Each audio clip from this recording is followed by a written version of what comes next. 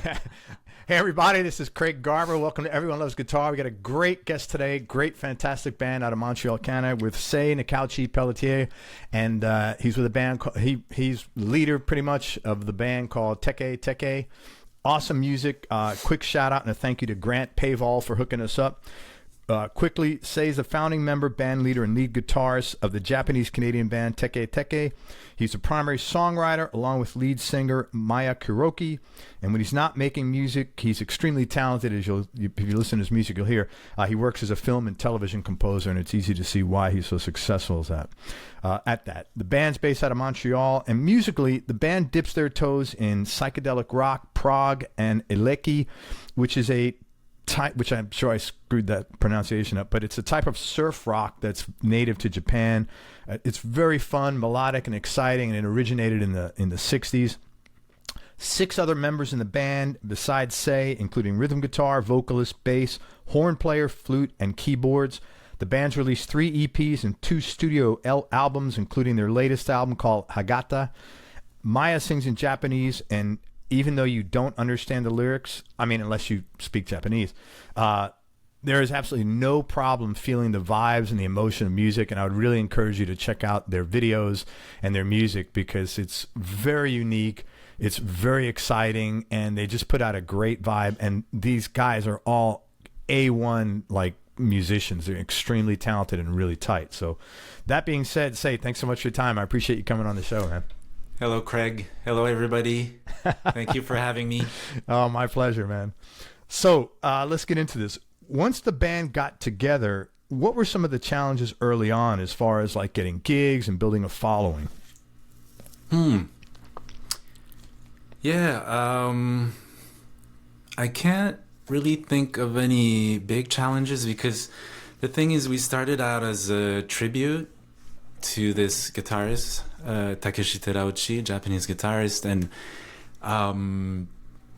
I mean, we had no big expectations or anything. We just wanted to play that one show. It was an idea that I had to play his music, and I mean, I can tell you more about the story later maybe, but so basically it was all about that one show, that first show, you know, to start with, and then playing that show with these musicians, you know, for the first time. And playing his music in a different way, also more modern, I guess, and kind of like with a bit of a punk edge to it. It's almost like a new sound was born out of that. And then we got really excited, and we wanted to pursue this. And then there was a second show and a third show. And eventually, you know, we played less of his music and started writing our own. So I can't really think of any challenges because we didn't look into the future so much. We were really just making little baby steps. Yeah. And just really excited about, you know, playing that music and being together, this, you know, particular group of people. And so I would say the first real challenge was probably like, you know, everybody else in the world when COVID hit. But then again, I mean, you know, a lot of people had it so much worse than us.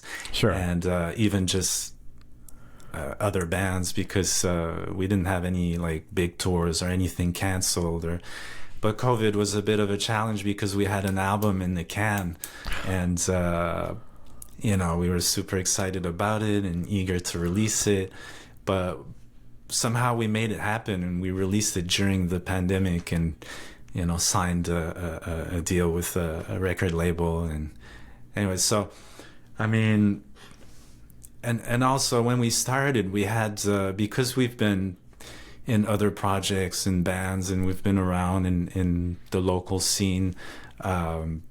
We had like connections locally, at least, to start, you know, like promoters or venue owners, studio engineers. So, you know, if we wanted to record, we had access to studio and new people. If we wanted to put a show together, we knew who to talk to, and so on and so forth. So I feel more like we were really lucky with a lot of how things happen with the band, you know.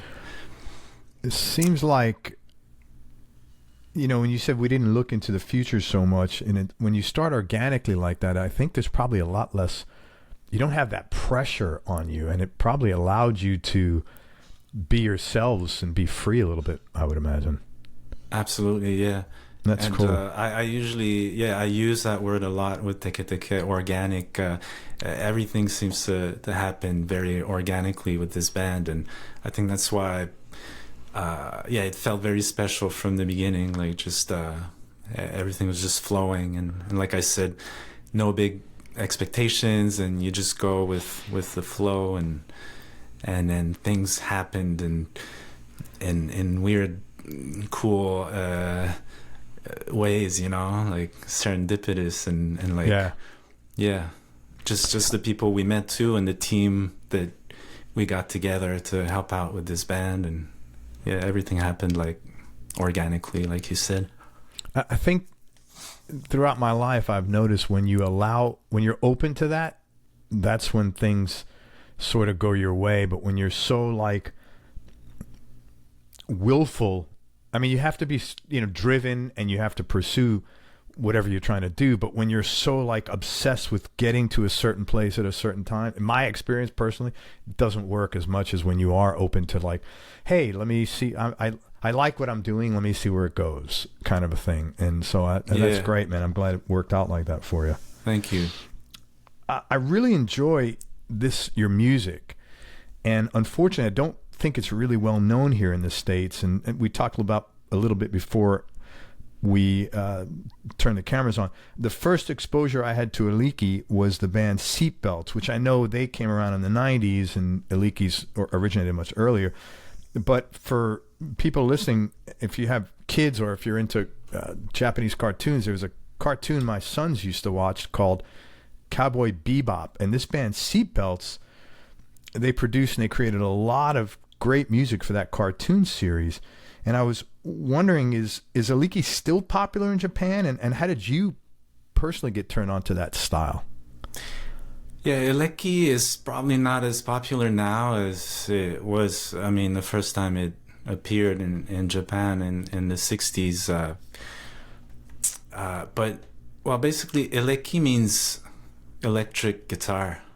Oh, okay. Yeah, Eleki stands for electric guitar. And it's because of, when the Ventures, the surf rock band, the Ventures from the U.S., played their first tour or show in Japan, the whole country went crazy, and all of a sudden it went from rockabilly and the teenagers dancing in the streets to like, oh, let's put a band together and have like 3 electric guitars and just play instrumentals, and so the guitar industry had to like, that's when all the fake Moss Rights and the fake Fenders and all the different guitars, they had to make them and produce them for that big electric guitar boom that was happening, which was the Eleki and a bunch of bands, and so I don't think it's as popular now. However, I think electric guitar is still very popular in Japan. It always has been. Like, I was watching an interview recently. I don't remember who it was, or maybe I just don't want to mention it. But they were talking about that, how in Japan, like, they were comparing like the top 10 songs in America. Hey guys, this is a project I'm involved with, so if it sounds interesting to you, check it out. If you're a musician, composer, artist, or songwriter, and you've always thought about or wanted to get involved in the profitable world of music licensing, but you just don't know how to go about doing it, then listen up. A new video has just been released that shows you exactly what music licensing is, how to get involved with it, and how to make your first placement.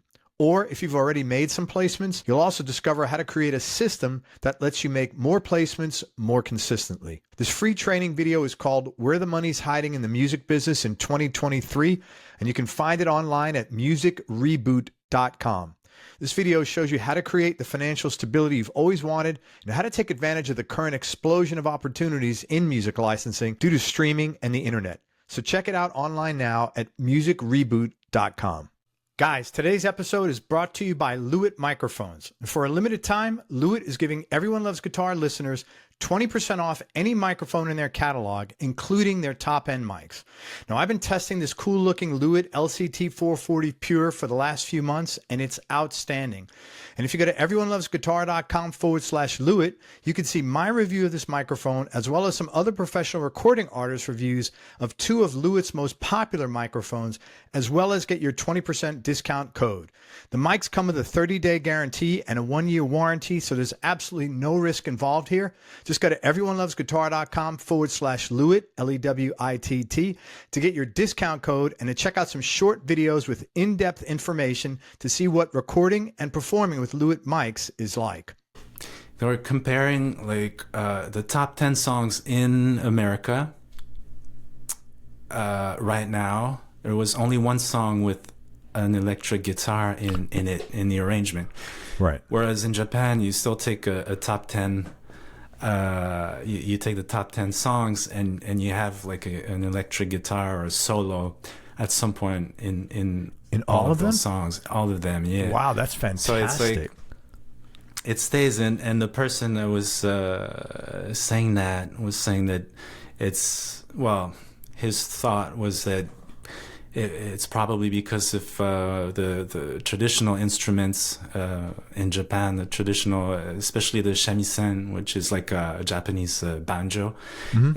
It's 3 strings and it's fretless, and so it kind of sounds like, it sounds kind of distorted. It's pretty like there's no sustain whatsoever, and that's the instrument that really influenced the playing of Takeshi Terauchi, who I mentioned earlier, and his style, and then that really captured.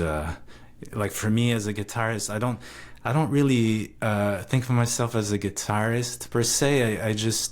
I like music, I like ideas, I like songs, and so I was never like, guitarist, Hendrix, whatever, Clapton, I don't know, until I heard the music of Takeshi Terauchi. And, interesting. But yeah, maybe. No, you're good, man. Yeah, we're good. Perfect. Yeah. So yeah, Eleki. And then in the music of Seatbelts, you can hear that influence for sure. Totally. Plus, jazz and big band music and all that stuff. It's a great anime for sure. But I hear that in your music. That's why I was so turned on by it. You got jazz, you got the psychedelic, and just you got the groove. The groove is always there, man. And it, groove, yeah. Like, I don't know how you could listen to your, you guys seem to be like, everybody's moping around the bar, and then you come in and everybody's dancing 5 minutes later. I don't know how you couldn't get up and like groove on that. It's just so it's very uplifting, very positive, and the enthusiasm of the musicians, of you guys, really comes through clear on that. So thank you. I like that you say it's positive, because we like to think that extremely it is, and hopeful, and that's very the much energy that we put in it, and that we're hoping people are getting to. Well, that's why I thought it was so cool, because you could feel that. I didn't understand a word Maya's saying, but I mean, I didn't have to, because I like, and even the sad or the melancholy songs, they felt great, like good sad and melancholy music feels, Side note, I've had over 900 guests on the show. The number one, sometimes I say, what's your favorite place you've traveled? Literally, number one answer is Japan. Yeah. Everybody's I hear that a lot too. Yeah. I haven't made it over there. I mean, check it out sometime. You have to, absolutely. Yeah. So you guys are all extremely proficient. I mean, that was another thing that I was really impressed with. the talent level of all of you is very high, and you can tell that you guys are bringing your work ethic and what you're doing is super important to you. Your performance is important. Oh, thank But you. you're welcome. But creating arrangements for 7 players, yourself, horns, keyboards, flute, and so on, is a lot of work. So I was curious, what's the most important aspect of arranging that allows you to put this whole thing into like one very smooth, tight, coordinated unit? And it's a great question. And, we have discussions about that too, even like our own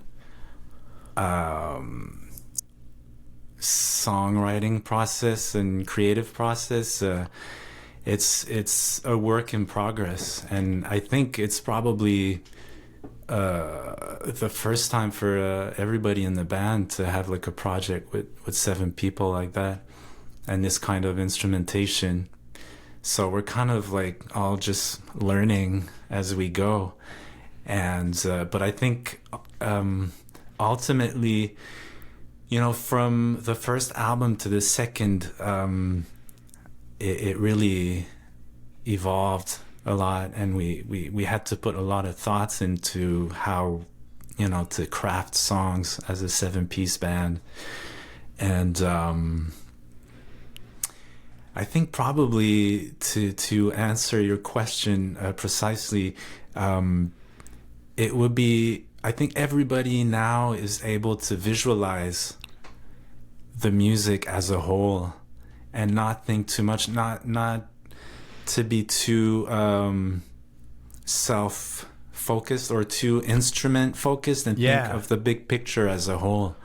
And so now, as opposed to like maybe the first album on Shirushi, it was really like a lot of we're all like playing at the same time, and the trombone is he'll worry about his own part, and then I'll worry about mine, and this and that. But now it's like we worry about everybody's parts, and we're trying to find ways. With the second album, we thought, okay, we need to know how.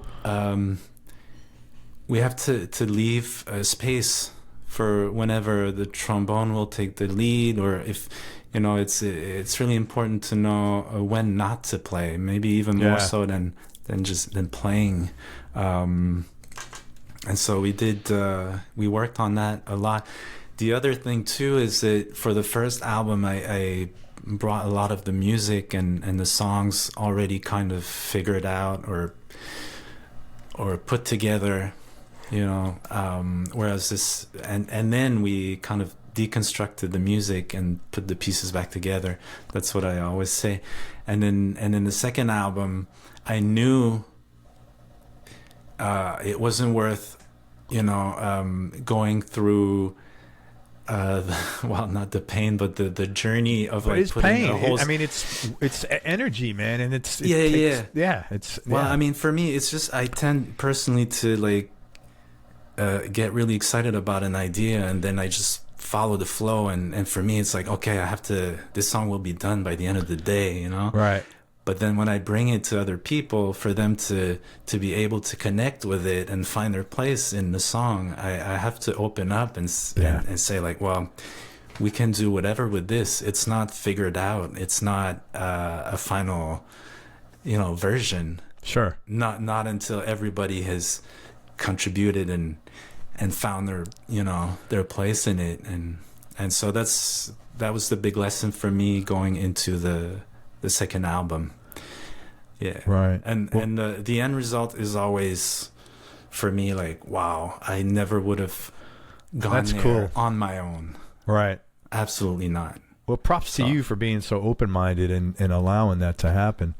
It's interesting because you said we really had to work hard between the first and the second record, and it's interesting. People don't realize, in any creative endeavor, I think the smoother and cleaner things are, people have this impression of, whether it's art, music, writing, man, you just crank that stuff out when it's totally the opposite. It's like, no, it's blood, sweat, and tears and agonizing over everything.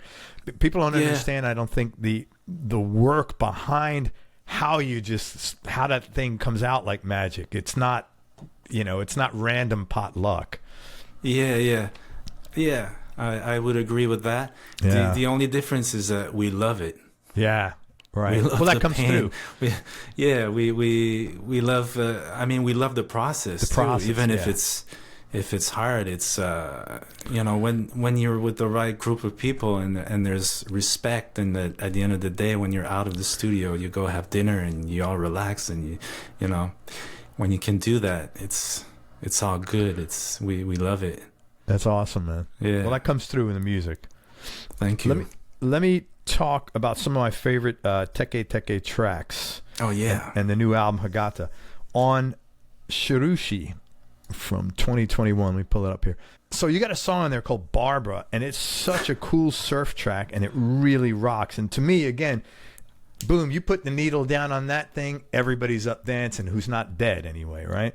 And all of you are grooving, and the flute playing.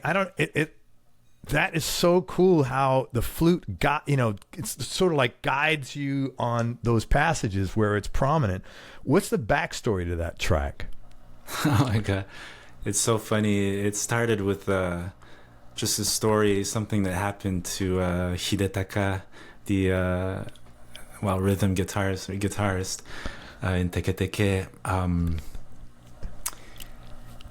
He just in Montreal. He was taking the subway and he got out at a station, and this old man just went to him and said, Barbara, it's you, Barbara. Oh my God! And kept saying that, and Hide was just like, whoa, what's going on?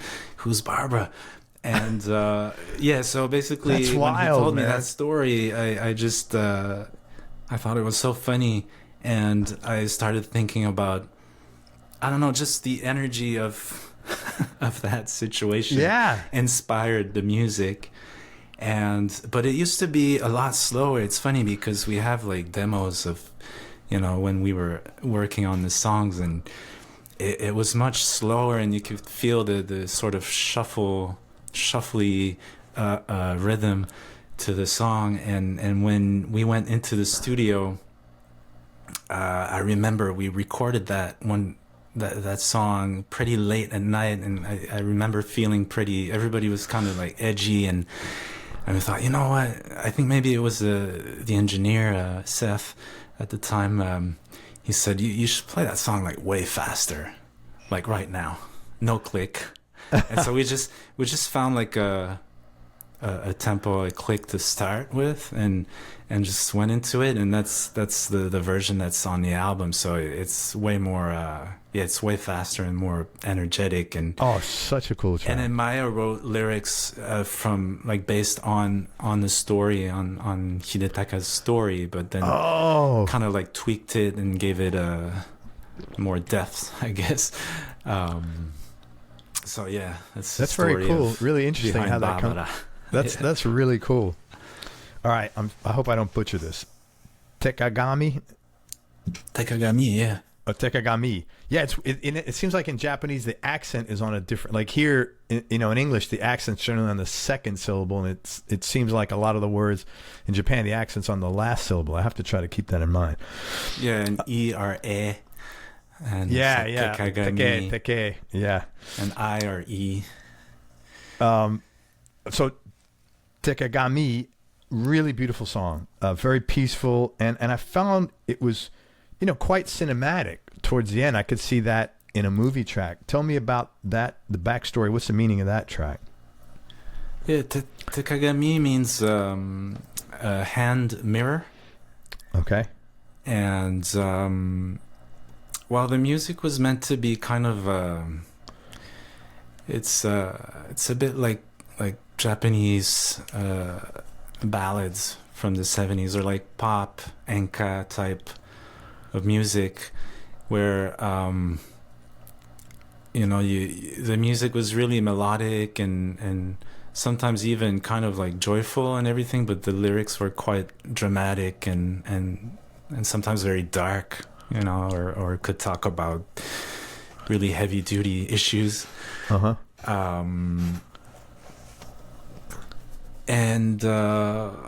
Well, the lyrics are pretty crazy too. What Maya wrote, it's kind of like she sings from the perspective of a shadow of this woman who's kind of watching her own dead body. Oh, that's heavy, man. Yeah, and it's but it's about the unconscious and also rebirth. And so it's kind of like dark, but again, kind of positive, or about a new start. Or, and the music, very much influenced by 70s Japanese ballads. You know, with the choruses, where the drums, there's no rhythm. It becomes really kind of like orchestral in a way, or like in the rock instrumentation. And then the ending, the kind of like cinematic, for me, in any of the songs, like I always think of the music as very visual and like a soundtrack. Like a soundtrack, yeah. And an album for me is always kind of like a soundtrack with different chapters, and yeah. Is that because is that because that's a natural thing for you, because you do a lot of licensing? So you almost can't help, you know, like I how think could it you is. not like create something and all the, you know, it's like two split. You have to think of the moving picture behind it almost. I could see that. Yeah.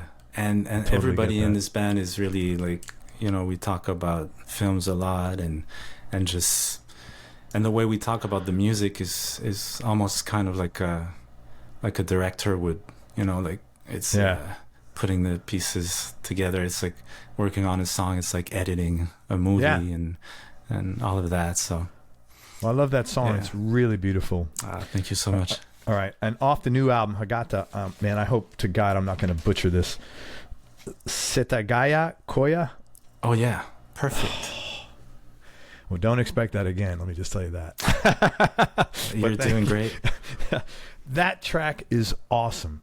Really cool surf music. You got old school funk in there, and I just like, it was such a fun track. It was so much fun to listen at.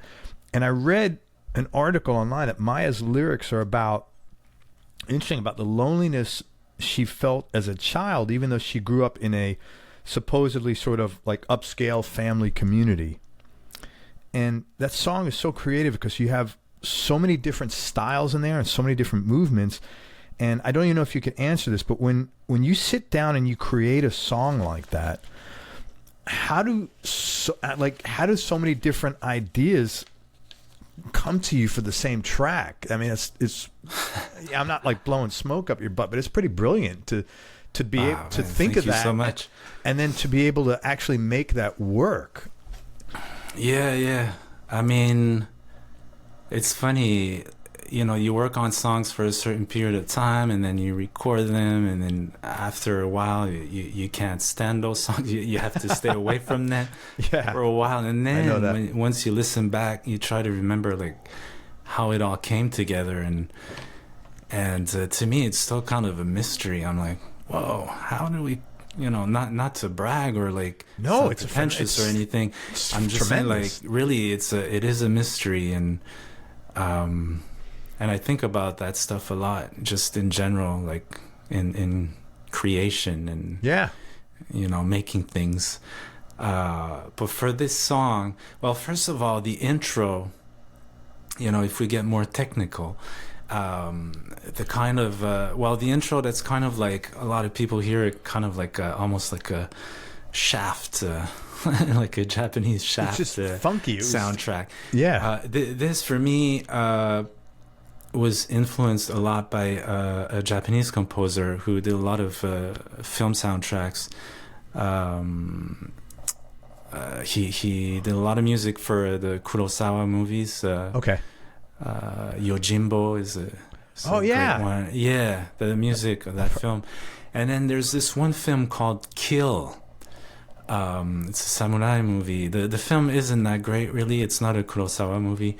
But the soundtrack is just amazing. It's almost like he's almost like a Morricone with the Japanese influences and what's it called? Kill? Kill. Kill. Yeah. So if I want to check out the soundtrack, 65. okay. So and Masaru Sato is the name of the composer. And if you type Masaru Sato Kill 1965, you'll find it. It's amazing. It's brilliant. Masaru Sato. Saru. Yeah. Okay, cool. Thanks. Yeah, that sounds like something I need to listen to. But you know that intro was meant to be for another song. I think it was meant to be for Gotoku Lemon, and you know, somehow I think we wanted to go right into the music with Gotoku Lemon, so we decided to take that intro out. But I really loved it, and I wanted to do something with it. So I don't know how it happened, but somehow with Setagaya Koya we had a few other parts for this song, and it just so happened it was in the same key or something. And then I thought, well, let's do that. Let's put those two together. It's really, you know, it'll give that kind of like surprising effect. You know, like you said, different styles, but somehow.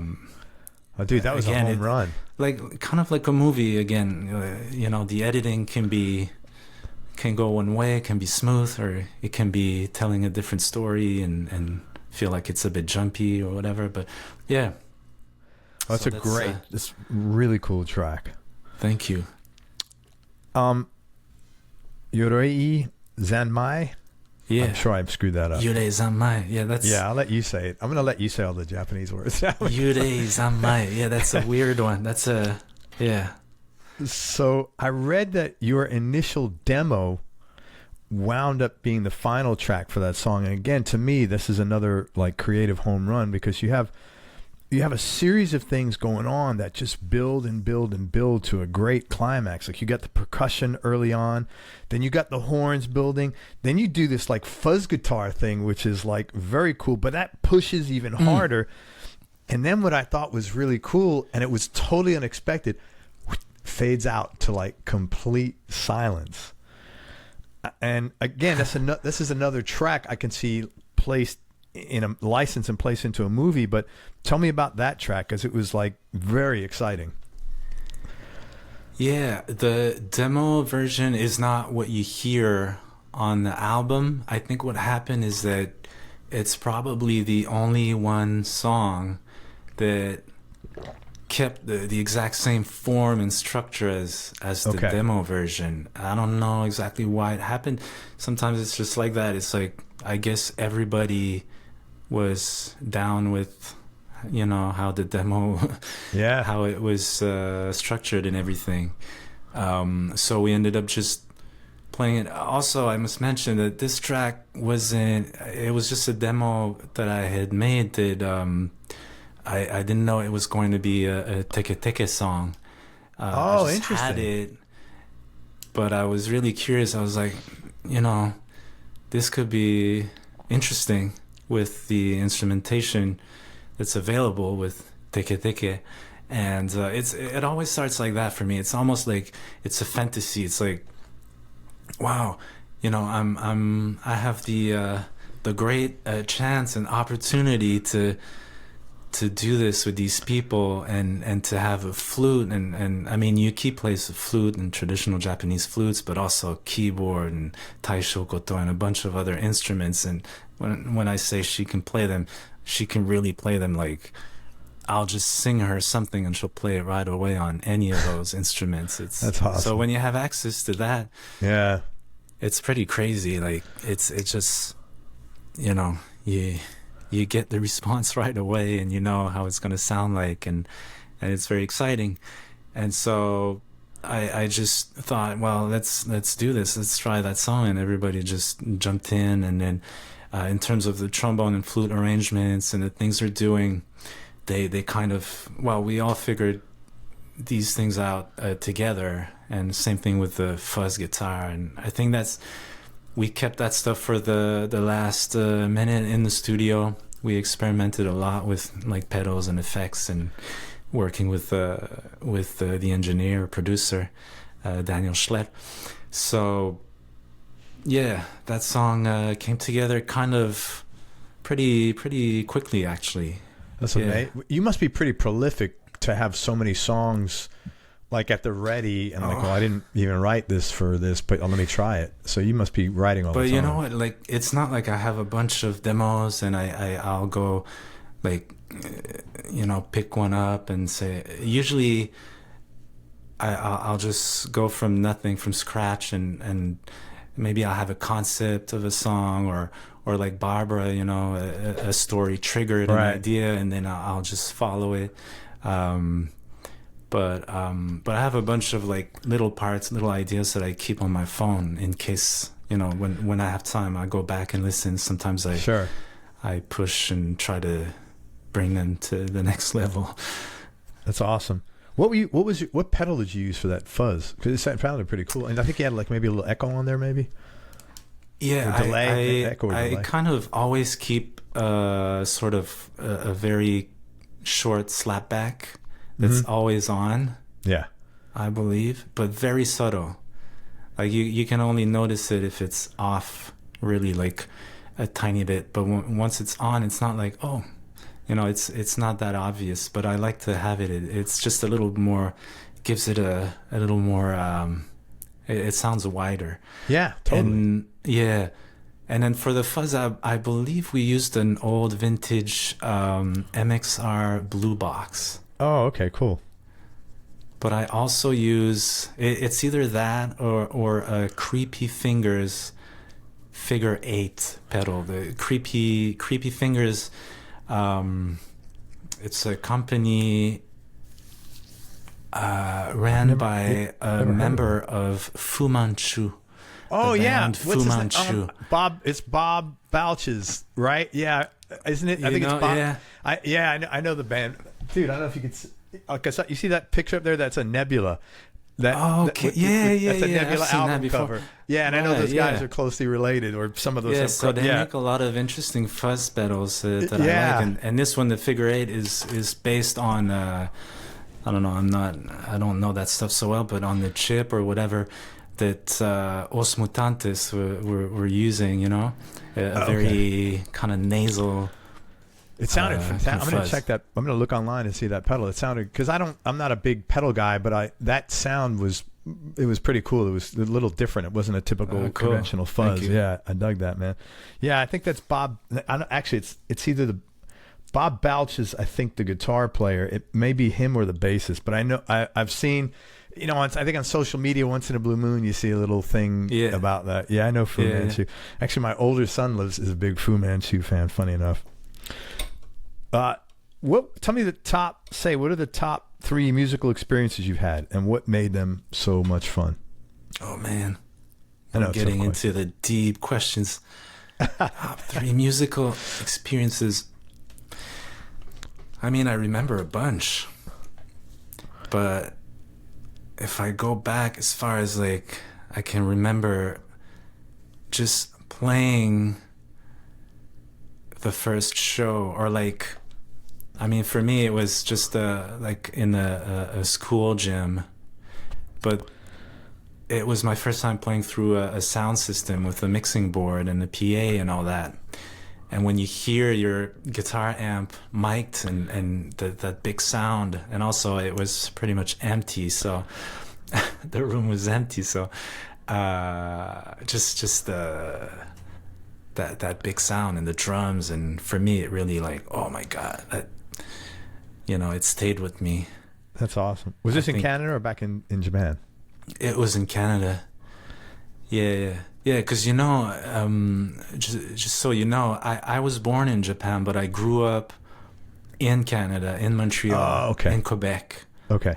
Yeah. And then I went back to Japan a bunch of times, and I have family there and everything. But yeah. So that's probably one of the. But top three. I mean, I still think of Teke Teke's first few shows, or like even for me, it's still every time we play, it makes me very, very happy, and because I've done a lot of touring and shows with other projects, but they weren't my project. Sure. It was more like I was a hired gun. Sure. But I mean, I remember playing with this band in Serbia at Wow. I don't know if you know Exit Festival. It's in Novi Sad. Actually, I've had some guys on the show share that huge with me. festival in a fortress in a big castle, and that could make it into my top three for sure. Yeah. Did I very cool. just mention three? Yeah, musical you said experiences? Teke's first shows, the first show with the PA sound system in Canada, and then in Serbia, the Exit Festival. But I would say also, if I can just mention one more. Yeah, of course. Because I have two brothers. I'm in the middle. My younger brother is a viola player. He plays in orchestras. He's in Toronto, but he played in the New York Phil for many years. And he played. You must be. You look great, because to have you're in the middle and you're older than him. You must be older than you look. You look fantastic, man.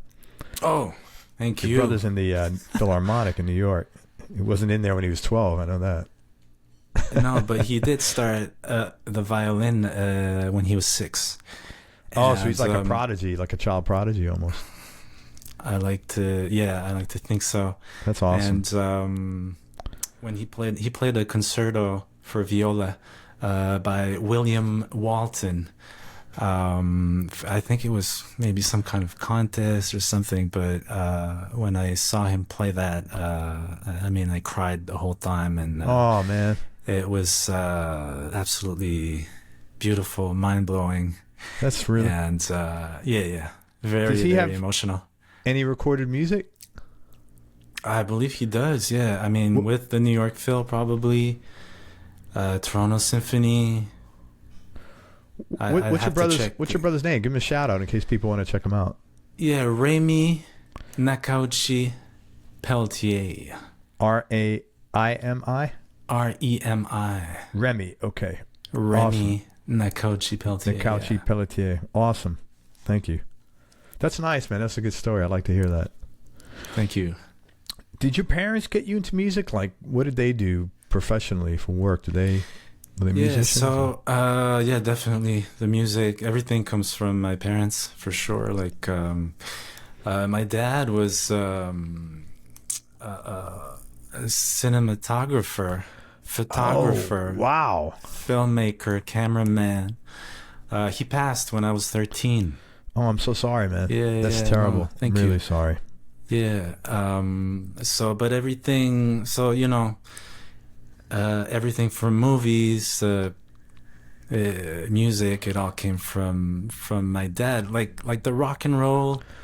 Some of the Japanese music too, because my dad obviously. So my dad was French Canadian. Okay. And so I'm half French Canadian, half Japanese.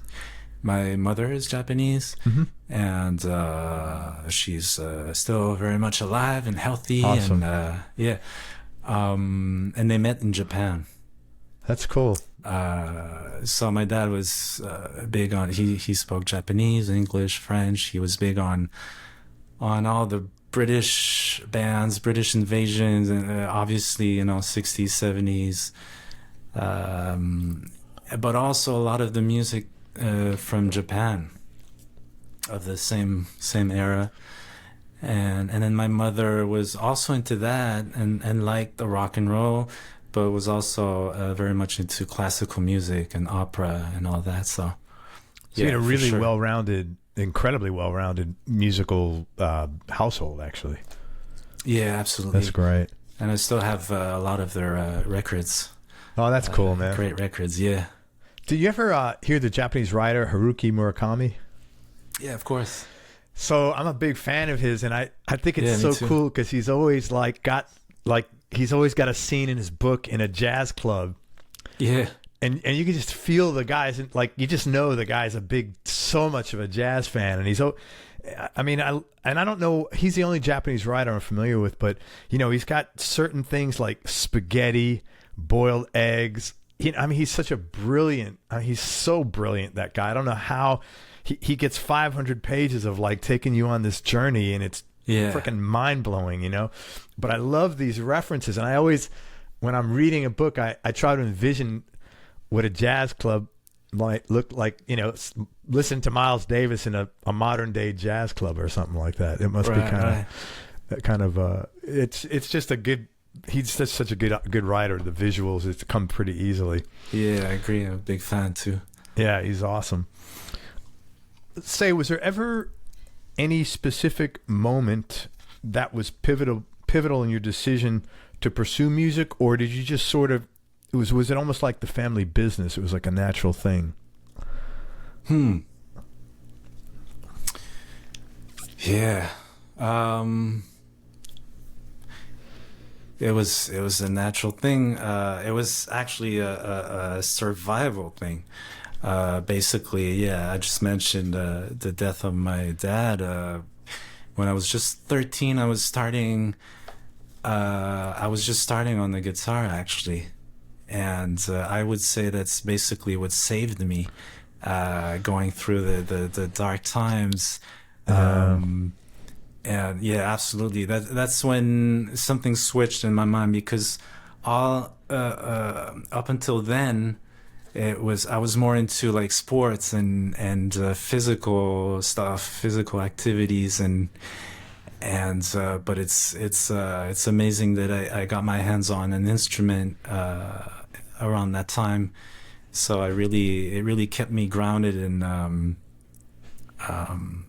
gave me something to really focus on, something that I could do on my own every day. Yeah. And yeah, I'm glad I had that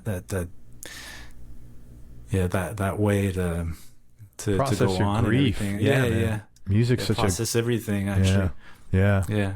Well, I'm sorry again about your dad. I really am. Oh, no worries. Thank you. You do a lot of licensing. What do you like best about that? And man, your music is so perfect. I haven't listened to the music you've created in licensing, but your Teke Teke is so, I could see how you're successful at licensing, man. But what do you like about that best? And what's the most challenging aspect of licensing for you? See, that's something else. Again, it's something that happened naturally, transitioning from like playing with bands. And I used to have a project that was instrumental and very much influenced by film music. And that's how I got my first few gigs. At first, it was more like syncs. They would use the music from that band. And then at some point, I was approached to score I think it might have been a documentary at first, and then a fiction, and slowly like that's a big that's not an easy to score a documentary as your first time out, man. That's not easy. The challenges for me at first were more like technical and what to use or what DAW to use, or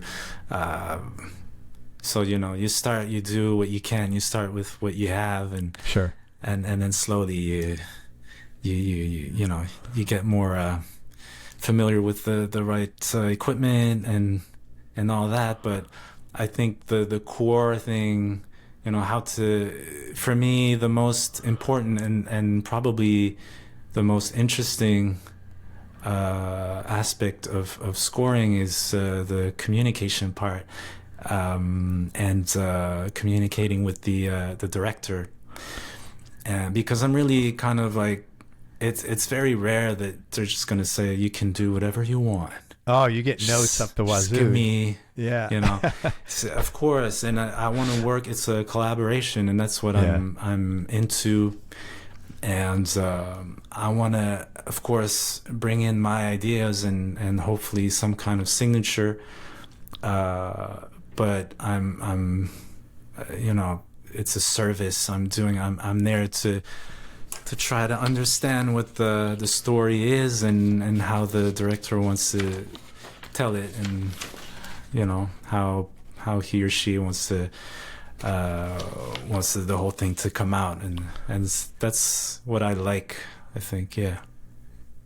So important what you just said, that you know, people realize when they're doing that you're in the service business, and it's not about creating the music you want, it's about creating the music that being you within the parameters of what somebody else needs.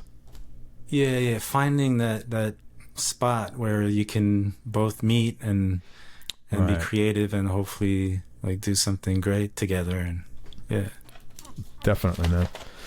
Hey, let's talk about gear for a little bit. about what? About beer? About beer? No, I'm a whiskey guy myself. We could talk about beer if you want. No. Gear, yeah. It's funny, gear. man.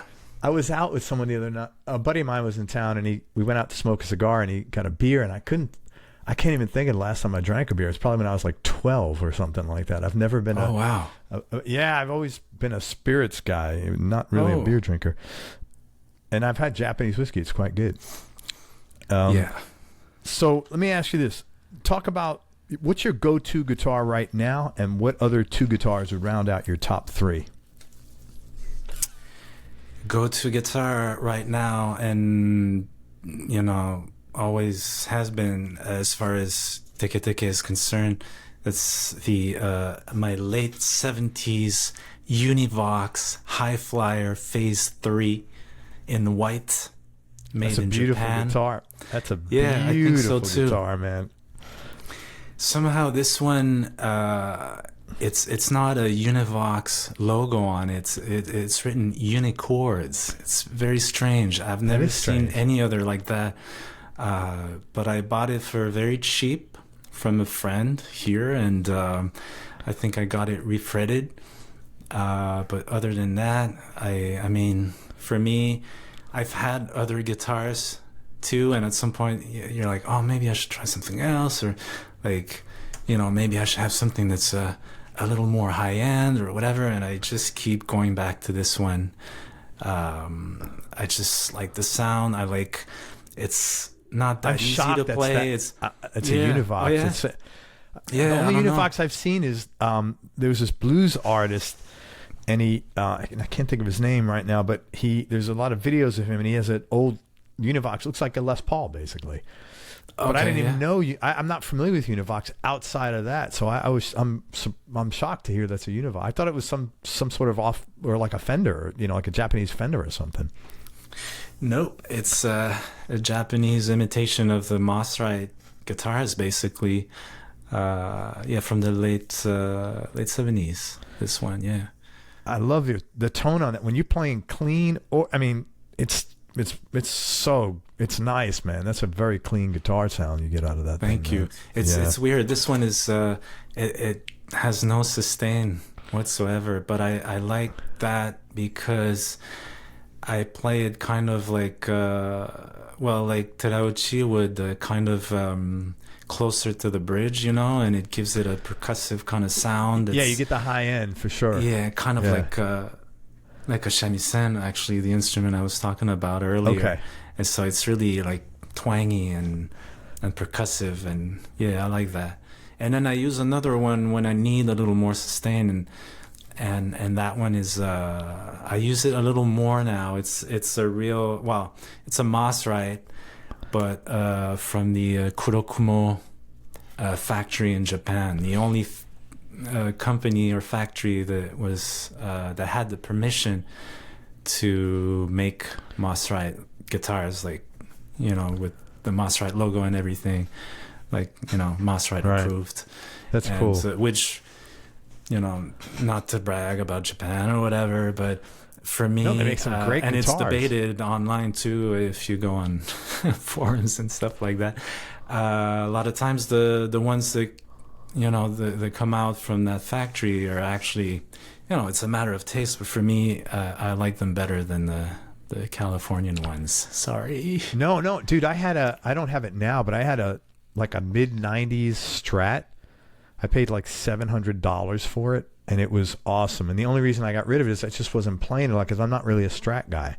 I'm more of a humbucker guy. But it was like an amazing guitar, and it was and the only reason I kept that Strat down there that I have is because it had an ebony neck, and I'm such a huge fan of that. That's the I mean, you know, and I'm not a guy that keeps stuff around if I'm not playing it. But those Japanese guitars are fun. I mean, I think everybody pretty much knows the Japanese guitars from the mid '90s or even the early 2000s. They're phenomenal, guitars. I think everybody pretty much knows that. What amp are you typically playing through in the studio? Because your mixes are so freaking clean. I mean, even when you're playing with distortion, I mean, it's just so very well mixed. And I was just curious of what amp you're putting that out of. It's cool. We're getting very specific. I listened to your whole catalog. I told you, man, and I was like, "Wow, this shit is so clean. How the hell? This makes me feel like I'm a musician. You are like a real guitarist. Thank you. You're a real guitarist, eh? I mean, the mix, the amp in the studio for this album for Hagata, I used the same amp the whole time, and it was an amp that the studio had. It was that big. It was a Valco Rex tube amp from the 50s, I believe. And they had a bunch of amps, and what I usually use Fender amps. Like I have a small Champ that I like a lot, and I have a Bandmaster that works really well for me. So I was kind of looking for the same kind of tone or vibe, and but that one, it was just really very warm and super light too. I've been looking for one since then. I can't find it. Like well, you can find them, but there's so much money, man. Like they make them now, but it's like $3 or $4 grand for like a 15 watt, little box. Which sounds great, but man, who's got $4 grand to drop on an amp? Yeah, I know. But for studio, that one was great, perfect. It sounded phenomenal. Yeah, Hidetaka, the other guitarist, used maybe 2 or 3 different ones. I know he used an MPEG, like a reverb rocket or something, or a Jet, like a vintage one, and maybe a Fender Deluxe vintage also. But yeah. It was really cool because I watched some videos of you guys, and you guys are, your play is very, you're really synced well together. I mean, you'd think you guys have been around like 15, 20 years because you just, you do your thing, he does his thing, and it's like it really works. Oh, thank you. Wow. Yeah, it works really well. I was really enjoying it. Yeah, I love that his playing is very different from mine, and he brings in we kind of joke about it and say that he's the kind of the chaos provider, or like he brings in a lot of the noise aspects and very experimental stuff that I'm always really impressed. Like, oh my God, how do you come up with that stuff? It's crazy. And then my playing is a little more, I don't know, I don't want to say focused, but like it's deliberate, maybe, or like clearer, but like, it's really, like you said, they complement each other. The playing, it's really, I like that. And some people could hear it differently and say, oh well, he's actually a little bit behind, or sloppy or whatever. But I think it's that's it works for us. Oh, it works phenomenal. And also, if I like when it's not exactly, it has to be a bit just not exactly like super tight, or it has to be a bit loose, and he brings in a lot of that looseness that makes it very warm to me. And I agree. It's interesting because you mentioned forums earlier. You see on forums people like criticizing Jimmy Page all the time. He was sloppy. I wish to God I was as sloppy as Jimmy Page. Let me tell you.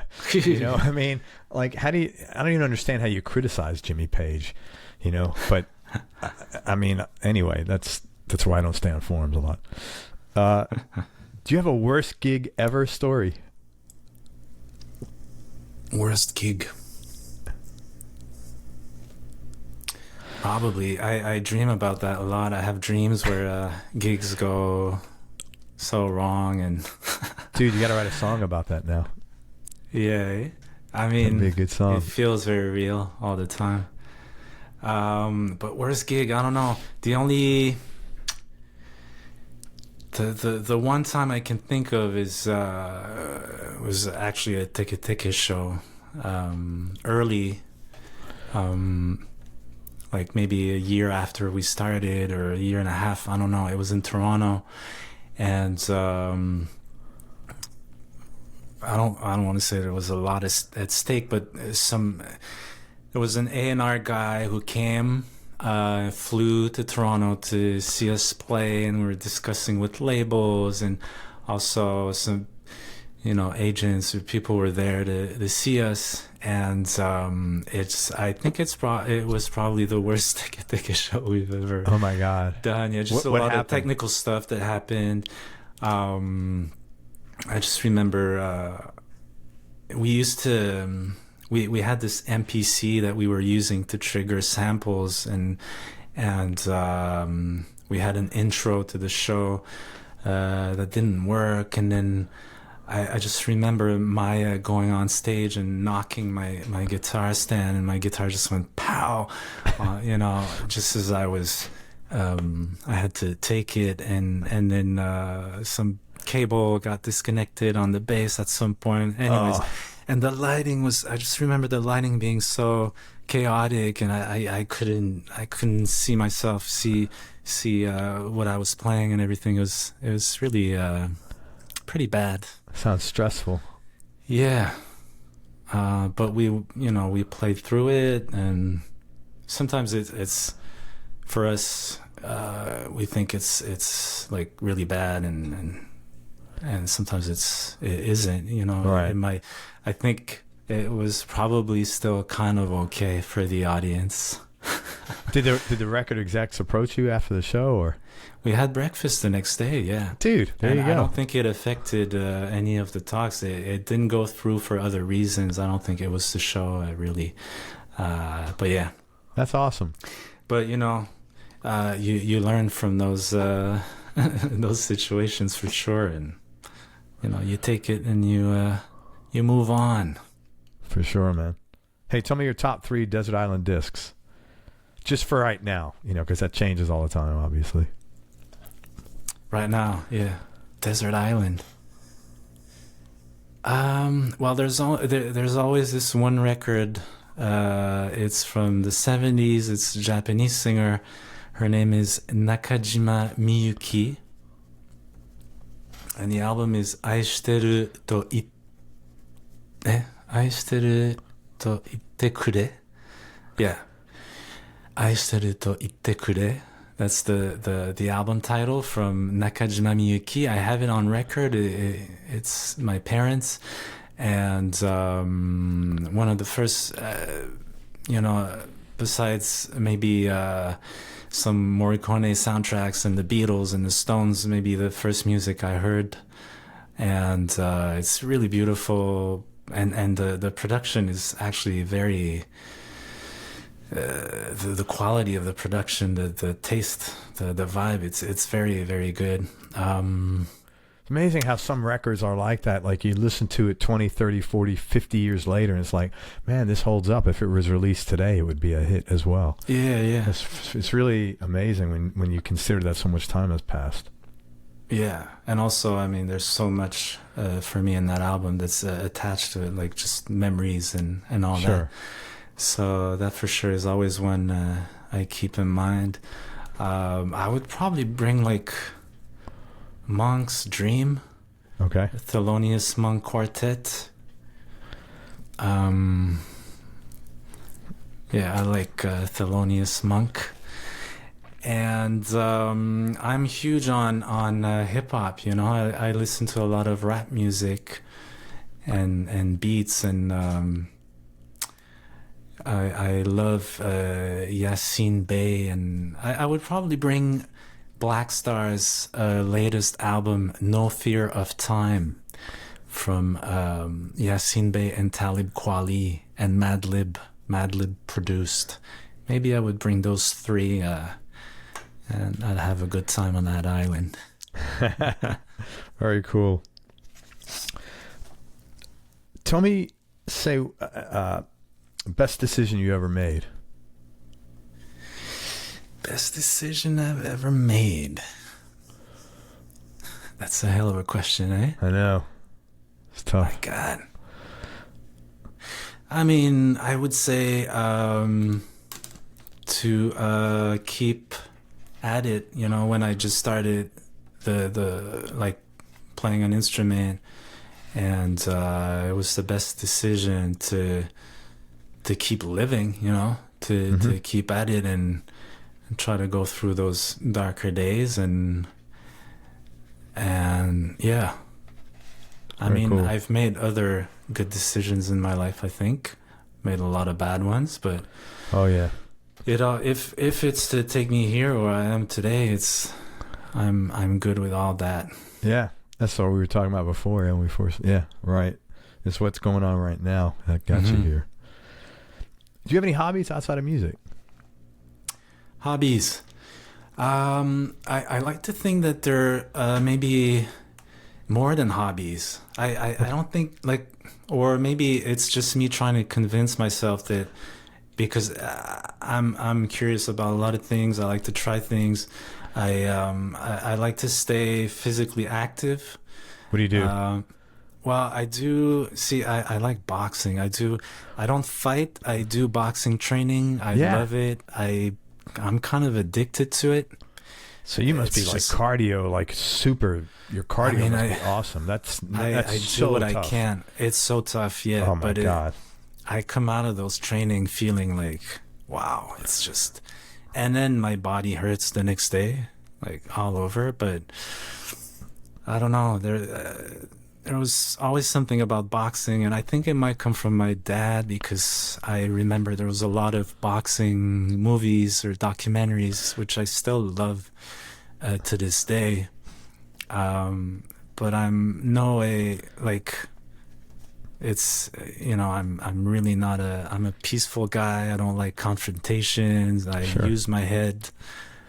I really see it as more of an individual thing, or like your own fight that you have inside, and really, like I said, it's not fighting for me. It's more about the training and staying healthy. And for me, I just chose boxing. And also, it's not so much about the physical part. It is, of course, but it's very psychological. It's more in your brain, and how, you know, you can apply a lot of the stuff you learn from boxing into your everyday life, or how you want to approach, you know, a show, or, you know, performing, or how you're going to respond to an email, or all of that like stuff. the discipline and self-control. The discipline, and yeah. My wife does that, actually. She does boxing like once a week, and she's always like, why don't you come with me? I'm like, because I can't do that. Yeah, it's hard. I don't know for how long I'll be able to do it. I wish I had started way earlier, like a lot of things in my life. But yeah, boxing, skateboarding, obviously. I mean, because I skated when I was younger and stopped for a long time, and obviously I don't wanna break you know, my wrist or a leg or something. So I know my limits. But it's still nice to just, for me, all of that stuff, I see art in it. I see poetry in it. That's how I approach it. And I like watching it too, but I like participating in it. Sometimes I like playing baseball too. All of that good stuff. And it's really for it's for the physical aspect, but really for the mind too. I truly believe that. You know, clears your head up, man. I mean, it keeps you from being a mental patient, you know, and it. Yeah, and my mom is really big on that stuff, and your mom is awesome. Yeah. So I think any kind of fitness is good, man. Yeah, absolutely. And then, of course, books, films, you know, visual art, all of that good stuff to keep my mind stimulated and. To stay curious about stuff, you know. Yeah, I think curiosity is a very valuable asset if it's inherent in you. I think it'll take you far. Mm. Here's an interesting one. Toughest decision you ever had to make? Ooh. Ooh, ooh, ooh. Oh my God. Toughest decision. Man, I don't know if I can find an answer to that. That's okay. Toughest decision. Can I skip that one? Yeah, of course, man. Sorry. No. Most fun thing you've ever done? Oh. I'm a simple guy. I have fun doing simple things. I have 2 kids. I have. It's always fun to just. I have fun just watching them be who they are. But you know, just right now, anytime we're on tour with the band, playing shows, I'm really in a very extremely happy place. Yeah, I love traveling with these people, with these friends, and I love being in the studio with them. I love having dinner with them. So like, yeah. That's nice. Really nice. Happy for you, man. Thank you. Tell me, you're young. I don't even know if this is relevant. I'll shorten the time frame. Tell me the biggest change in your person. What's that? You're not that old either. Biggest change in your personality over the last, let's say, 7 to 10 years, and was that change has that change been intentional, or is it just a natural part of aging? I think there might be a bit of both. Well, I mean, you know, obviously, 10 years, 7 years, that's a lot. A lot can happen. Yeah, I think at a certain point in your life, you want to focus on just I think we talked about that, or maybe it was written in your bio, but you know, we're all like a work in progress, and you're trying to be the best version of yourself, and all that kind of stuff. You know, it might sound a little cliche or cheesy or whatever, but not at all. It's pretty. To me, it's like that's what it is, and so yeah, I think I might be a better version than I was back then, but I'm not gonna hold it against me. Like it is what it is. You grow, and hopefully you become a better person. But the thing is, I think about it every day. Yeah.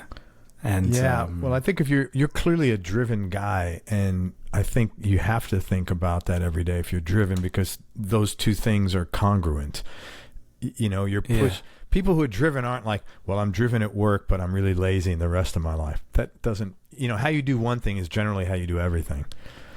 You know, so that makes total sense. And in a way, it does happen kind of naturally too. It's almost like, to me, throughout my life, I could only go that far into whatever, like there's always kind of a voice or a calling that kind of like brings me back to, I think those kind of things, they happen because of just the situations, the things you go through in life, you know, the things that you went through. I know, and you know, you have no choice to reflect, and maybe a lot of people will have it easier, or you know, and they won't be forced to reflect about, you know, mortality, spirituality, and all that stuff. I had to do that very early in my life. Yeah, with the loss of your dad. Yeah. So I was gonna say, you're a pretty spiritual guy, right? Absolutely. Yeah. Yeah. I like to think so. Yeah, you can definitely tell. I think that as I've gotten older, I'm definitely much more attracted to, and like just seem to get along. You know, it's a very like organic thing. I wind up connecting more with more spirituality, but that's probably because I've become much more spiritual over the last 5-7 years myself. Yeah. You know, so I think it's just, you know, you know, it's like if you like music, you'll connect with a musician, you know, if you're so yeah, but I agree with you on all the things you just said, man. Hey, any final words of wisdom before we wrap up?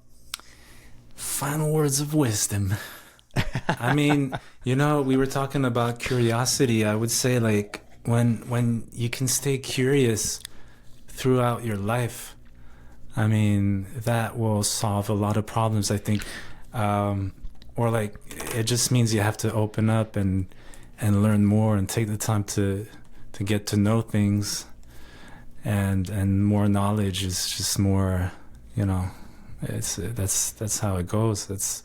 So I would say, yeah, to be curious and stay curious and open-minded. Yeah, man, I think you're a wise man. Hey, let me tell people where to find you guys and what you got going on. So the band is Teke Teke, and you could find them online at Teke Teke Band. That's TEKE band.com. If you do a Google search for them and you want to get more information, make sure you put Teke Teke Band, because Teke Teke is a like kind of a very it's a ghost story, but it's like a fable. It's like an urban legend, and they made a bunch of horror movies with it, and so you have to add the word band after Teke Teke. Add the word band. These guys will be out doing a West Coast tour in October. They're going to LA, Seattle, Portland in September. Middle of the month on the 15th, I think they'll be in New York City, and then they'll be upstate New York. And you can find out all their touring schedule on their website. Again, it's teketekeband.com.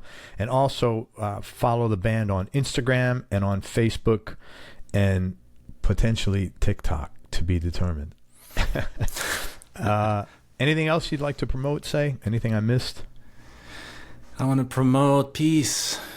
I want to promote world peace and kindness and compassion. Let's right do on, it, man. Everybody.